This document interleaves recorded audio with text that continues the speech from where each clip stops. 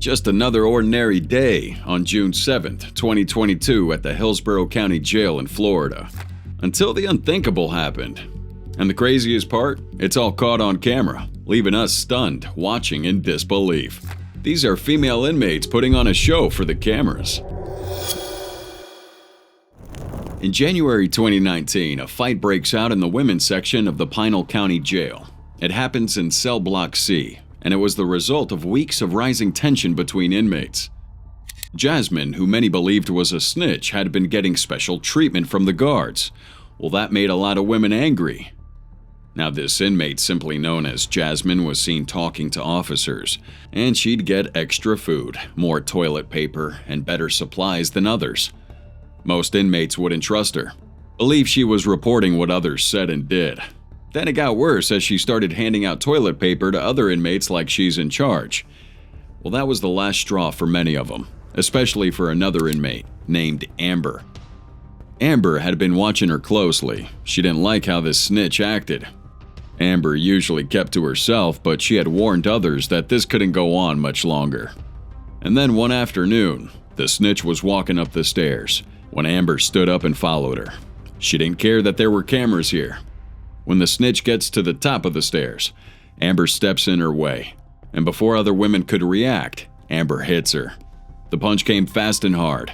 The snitch is caught off guard and can't fight back in time, and soon the two are getting into it.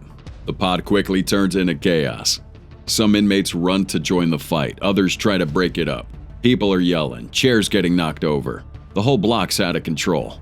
In less than 2 minutes, officers rush in and stop the fight. They pull the women apart and regain control.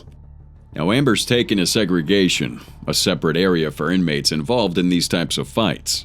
The other women are sent back to the medical unit for a checkup. Now, she had some bruises but no serious injuries, and after the incident, guards increased their watch over this pod to prevent more violence. Now, the fight's not just about one sucker punch. It shows the deep frustration many of these inmates felt. In jail, respect and fairness are very important to people in here.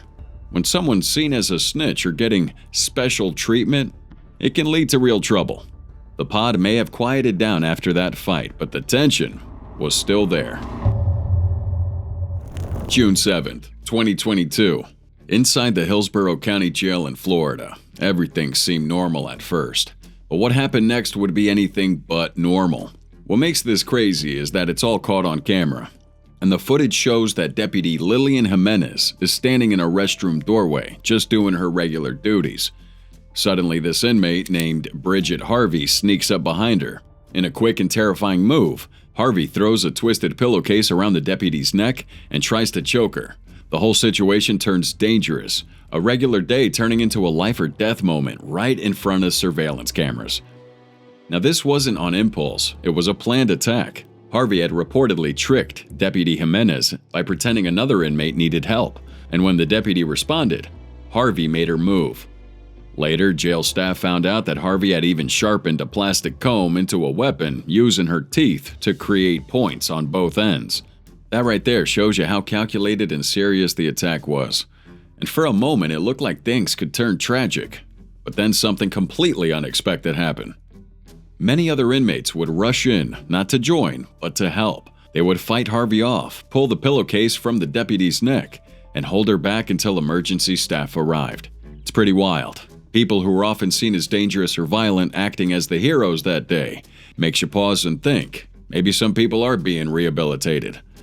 And surprisingly, this isn't the first time something like that happened in this jail. Back in 2009, another inmate attacks a deputy named Kenneth Moon, putting him in a chokehold. Again, other inmates come in and save the officer. And it's strange how you see that history repeat itself in here. January 8th, 2019. While most people were still in that celebratory mood of the new year, inside the Richland County Jail in Ohio, things were anything but calm. In what seemed to be an ongoing argument between an inmate known as Tracy Brooks and an officer, things escalated quickly, and what happens next is truly shocking. The footage starts with Tracy and Corrections Officer Alexandria Strong arguing. Now, it's not clear what the argument's about, but you can see her being uncooperative. Brooks wasn't following orders, and her body language showed clear defiance. Around them, you can see other female inmates lounge around lazily, not paying attention, until things suddenly take a turn. Out of nowhere, Brooks attacks Strong. The video shows her becoming physically aggressive. Strong tried to handcuff her, but she resisted, hard. It gets so intense the guard can't get control of this. And that's when it all becomes chaotic, as other inmates jump in. Some join the fight, but surprisingly, a few look like they were actually trying to help the officer. Again, it's rare to see such mixed reactions of that kind in this environment. Strong, caught off guard and outnumbered, was doing her best to protect herself while trying to gain control. Despite her efforts, Brooks' attack left him with a concussion, a serious brain injury that can cause long-term effects. And the entire scene, every detail was recorded from multiple angles. They're positioned to monitor every inch of the facility, and many of these are audio-enabled. So the video footage, along with the radio messages and written reports from staff, helped investigators piece together exactly what happened. Shortly after the fight started, backup arrived. Other officers rush in and quickly bring the situation under control. They separated the inmates and got the injured officer medical attention. The footage made it clear that the female inmate was the aggressor, and despite efforts to de-escalate the situation, she kept attacking. The footage becomes key evidence in the case, and because of it, Brooks now faces a new charge of felonious assault, a serious crime in Ohio that can lead you to years of extra prison time. September 2015, Montgomery County Jail. Marcia Page Strickland makes a simple request to a correctional officer. Now, little did she know that this request would turn into a serious fight. Marcia Page Strickland grew up in Ohio. Now, we don't know much about her early life, but it is known that her problems eventually landed her inside a Montgomery County jail. On September 8, 2015, her name would become known after a violent altercation with a correctional officer, and it was all captured on camera. This day started like any other, where Page Strickland is asking this officer if she could exchange her juice for milk. Now, security footage would show the officer engage in the conversation with her before reaching for her left arm. Page Strickland pulls away, but the officer responded quickly, grabbing her arm, spinning her around, and forcibly taking her to the ground. The CO later explains that he felt threatened when Page Strickland suddenly stood up in a fast, aggressive manner. Feeling alarmed by her quick movements, he acted in what he described as self-defense. Now, this escalated so quickly there was little time for conversation or even de-escalation, and the jail surveillance cameras captured it all, showing how this routine interaction spiraled into violence within moments. Now, after this, Page Strickland complained that her arm and shoulder were hurting. However, she initially refused medical treatment offered at the jail, and according to her, she would continue to suffer from her injuries long after her release. Now, she alleged that the jail's contracted nurse also refused to send her to a hospital after the incident, even though she needed urgent medical care. Once she was released from jail, Page Strickland sought outside help and was diagnosed with a neck fracture. So in the months following her release, Page Strickland files a lawsuit against Montgomery County Jail in federal court. She claimed that excessive force was used against her and that the jail failed to provide her proper medical treatment after the violent altercation. But despite the seriousness of the claim, the Montgomery County Sheriff's Office had declined to comment. Officials also didn't provide any public statements regarding the lawsuit or even the behavior of the CO. And in addition to that, the settlement of the lawsuit wasn't made public. It might be one of the most bizarre prison or pregnancy stories to surface from behind bars. A female inmate jailed on second-degree murder charges named Daisy Link says she was impregnated while in jail. Daisy Link grows up in Florida, living a life that few could have predicted would lead to such an unusual story. Now, again, not much is known about her early years either, but her life takes a dark turn when she's arrested and charged with the murder of her boyfriend. Now, she'd been held without bond at the Turner Guilford Night Correctional Center in West Miami-Dade, Florida, since 2022. Now, on June 19, 2024 marked a surprising chapter in Daisy's life when she gave birth to a baby girl while still in jail. Unknown to her, the authorities knew, and what made this even more shocking was that the baby's father Joan DePaz, was another inmate also facing murder charges. Now, despite never meeting face-to-face nor even physically touching, Link and DePaz managed to form a romantic connection while held in solitary confinement. Speaking through the air vents, they talked for hours, passing notes and building a bond that would lead to an astonishing plan. Now, one day they were talking, and DePaz told Link that he wanted a child, and it'd probably be a long time before they could have that opportunity again. And shockingly, Link agreed. So, get this. They created a method to pass semen between cells using a chain made from bedding. No joke. DePaz rolled up his love juice and saran wrap, attaching it to the line and passing it right through the vent where Link would retrieve it. She then used a yeast infection applicator to inseminate herself. According to both inmates, it would only take a few tries before Link became pregnant. DePaz recalled that he would prepare semen 5 times a day for a month to increase their chances. Link described this whole thing in detail during a jailhouse interview, amazed that it actually worked. She called her daughter a miracle baby and said that she felt the pregnancy happened for a reason. December the 25th, she confirms to me that she's expecting, and this is on Christmas Day, so we were shocked. When Daisy Link's pregnancy became public, her family initially feared she'd been assaulted and called for an internal investigation. Miami-Dade Corrections opens an inquiry, trying to understand how this could happen under strict supervision.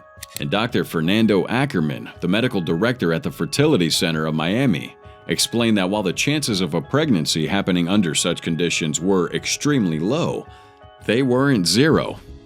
So after giving birth, Link's baby went to live with DePaz's mother. Although Link and DePaz are now housed in separate jails, they continue to communicate through phone calls and video visits to see their daughter.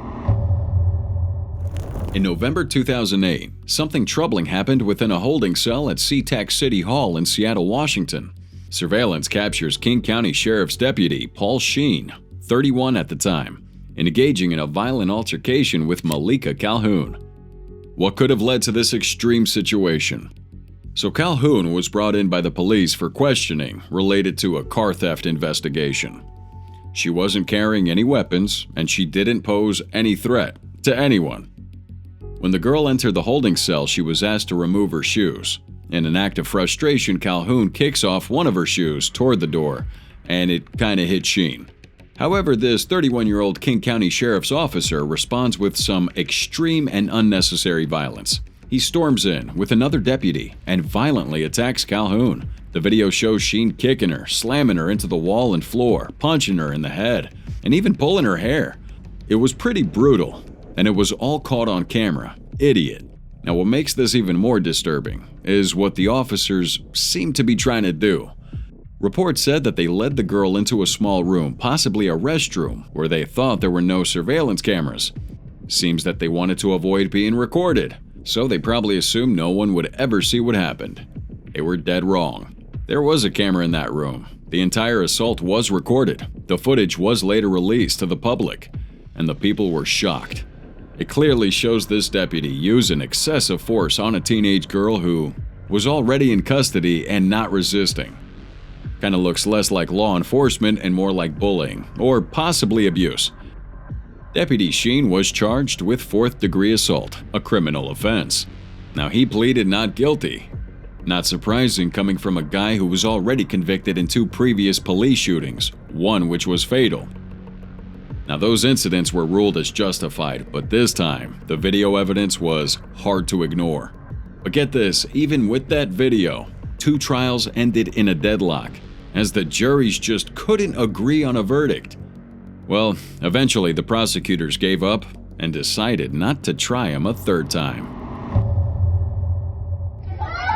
At least 41 women have been killed, some of them burned to death, after an outbreak of violence between gangs at a prison in Honduras. On June 20th, 2023, a very terrible and heartbreaking event takes place inside a women's prison in Tamara, Honduras. Now, everything that unfolded was caught on camera, shocking everybody around the world, as dozens of women would die, many of them burnt alive, after a brutal fight between 2 dangerous gangs. This goes to show you how crazy it gets in Honduras's prisons, where gangs have way more power than the authorities wish they had. The chaos kicks off when members of Barrio 18 attack a woman from MS-13. What started as a fight quickly turned into a full-blown massacre. Members of Barrio 18 shot these women, and they also set parts of the prison on fire. At least 41 women were killed, and many others badly injured, with many of them needing medical attention for gunshot wounds and burns. The prison was already overcrowded, and with little security, it wouldn't take much for the situation to spiral out of control. Now, the survivors would share their stories. One woman would say how members of Barrio 18 would come into their cell block and start shooting, and just set fire to everything around them. The prison staff didn't act quickly enough to stop the violence, and the whole place is soon filled with thick smoke. Survivors called it a war zone. News outlets picked up on this story, and the shocking images of this burning prison spread around the world. Now, the violence didn't go unnoticed by the government. President Xiomara Castro of Honduras called this attack a monstrous act. Now, she blamed powerful gangs for controlling the prisons and said it was a wake-up call for the country. She would criticize the staff for failing to stop anything, and even suggest that some officials might just be working with the gangs. After this attack, though, the government declared a state of emergency and promised to build a new max security prison far away from the main cities, hoping to separate the worst criminals from the general population. Unfortunately, this wouldn't be the first time something like that happened. Way back in 2012, a fire at another prison in Comayagua killed 361 people. That fire, much like this recent attack, exposed serious problems in their prisons. Again, overcrowding, poor security, and gangs taking control. Many of the people who died in Comayagua had never even been convicted of a crime. It was just another tragic example of how broken the system was. Now, the media plays a big part in making sure the world would know about this. Journalists would interview survivors, capture photos and videos that would show the full horror of what happened. The coverage would spark a lot of anger, leading people from all over to demand the Honduran government take action to fix this prison system. Now, the hope was that with enough attention, something could change. That attack on June 20th, 2023 was a clear sign that Honduras needs help. The government must do more to stop the gangs from running the prisons. They need better security, more resources, and a way to hold officials accountable if they're involved in corrupt activities. It's going to require time, money, and a lot of help from other countries to make sure things improve. January 21st, 2020. A somewhat funny escape attempt takes place at Montgomery County Jail in Dayton, Ohio. We have Jessica Boomershine, 42, at the center of attention. Not for a successful escape, but for trying to climb her way out in a way no one expected. Now, Boomershine was in a holding room, waiting at the jail, when she decided to make a break for it. She tries climbing a pipe on the wall to get to the ceiling. For about 15 seconds, she manages to hold on, but things went wrong fast. The ceiling tiles couldn't hold her weight, and it collapsed beneath her.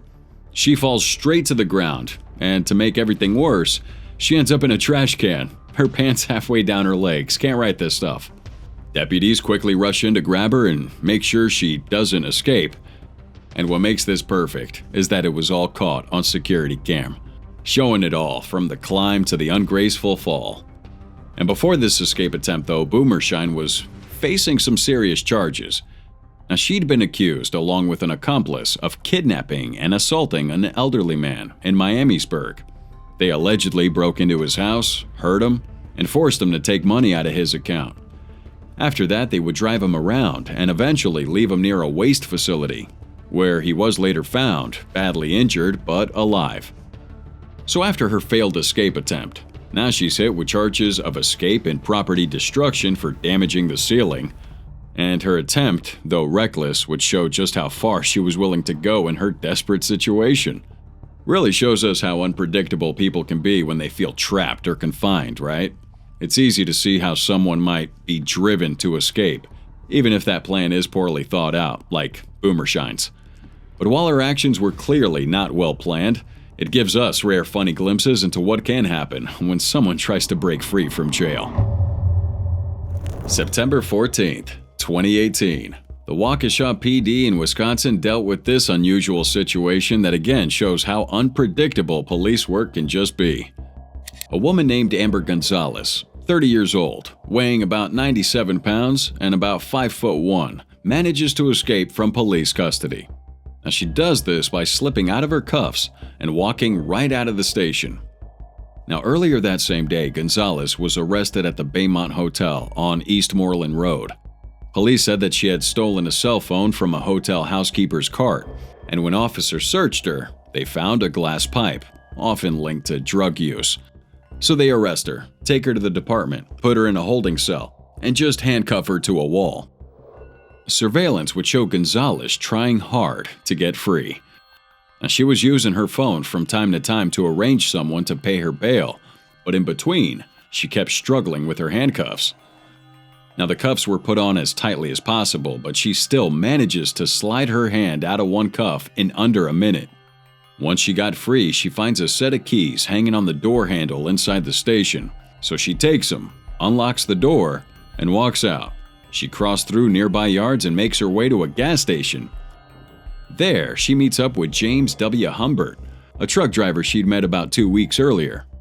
Now, from here, the two go back to the same hotel where she was first arrested.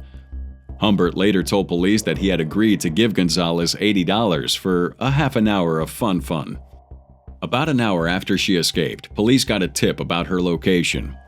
They go right back to the same hotel and arrest her again. This time, she's taken to the Waukesha County Jail, and now she's facing more charges, including escape and prostitution.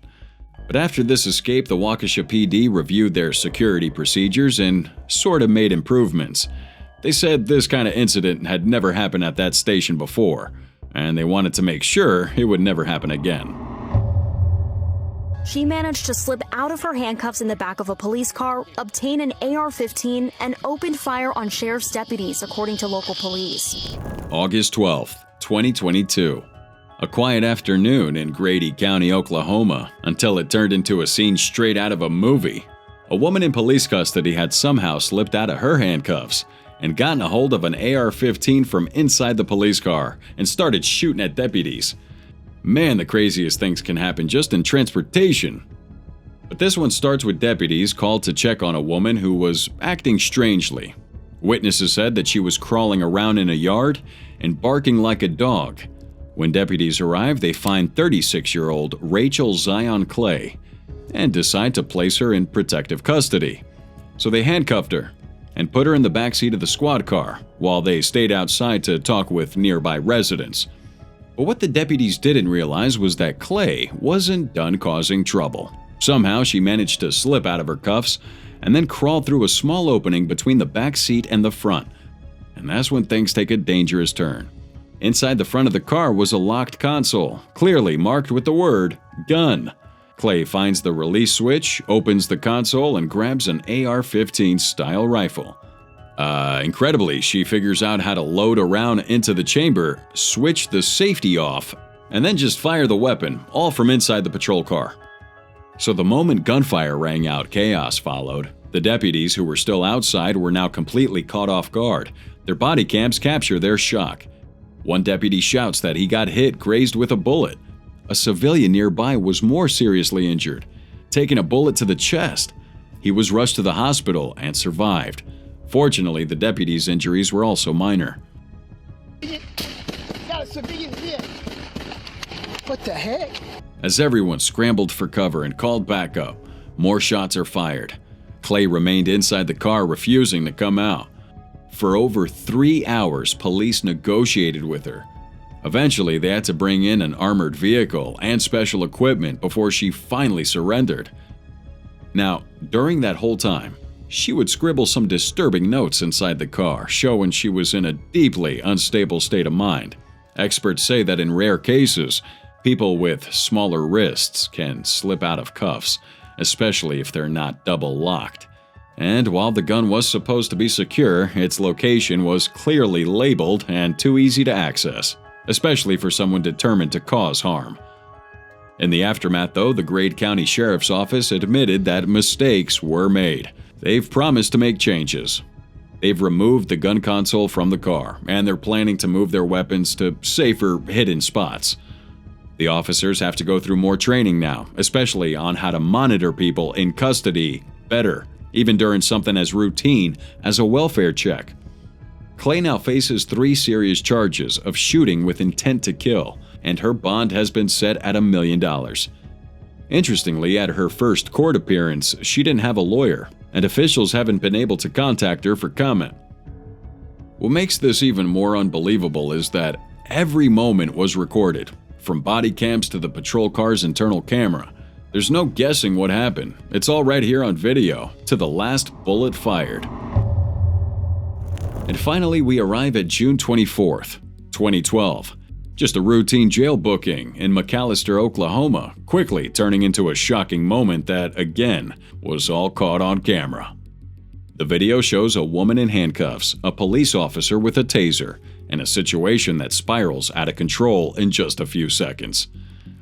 Here we have Nakina Williams, and she was arrested for public intoxication and taken to the Pittsburgh County Jail.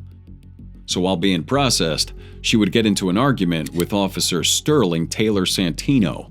Things got heated, and then she did something many would call reckless. She spits on him. But it would be what happened next that makes national headlines. Instead of taking it like a man and restraining her further, or even calling in medical staff, Officer Taylor Santino pulls out his taser and fires one at her chest, point-blank range. The video shows Williams flinching from the taser and trying to escape its effects, running awkwardly around the booking area with the taser wires still attached to her. The bluish spark from that taser is clearly visible in the footage. Now, while she didn't collapse nor go completely limp, she's obviously in pain. Her lawyer later said that the real injury didn't happen on camera. It happened just after, when officers removed the taser barbs from her chest. Here's where it got even more troubling. According to her lawyer, Jeremy Beaver, the taser prongs were stuck in deep into the upper part of her left breast. You see, normally when a taser pierces someone like that, they should be taken to a hospital to have them removed safely. But instead, jail staff reportedly pulled it out themselves, out of view from the surveillance cameras. Guys, that's not just painful. It's dangerous and breaks basic medical and safety protocol. And as it turns out, Officer Taylor Santino really loves this taser. In fact, records show that out of 16 taser-related incidents in his department over 2 years, this guy was involved in 10 of them. That's more than any officer by far. And on top of that, he was named in 4 civil rights lawsuits back in 2003, 3 of which ended in settlements. So that pattern raised serious concerns about his judgment and maybe the police department's oversight. The McAlester Police Department gave Taylor Santino a 2-week unpaid suspension and required him to complete more training. Our story continues, though, because later he's charged with assault and battery with a dangerous weapon because of how he used the taser on Williams. Unfortunately, those charges were dropped in 2013, which left many questioning our wonderful justice system. Meanwhile, Nakina Williams wouldn't stay quiet. She filed a federal lawsuit against the city of McAlester, the officer, and even the police chief.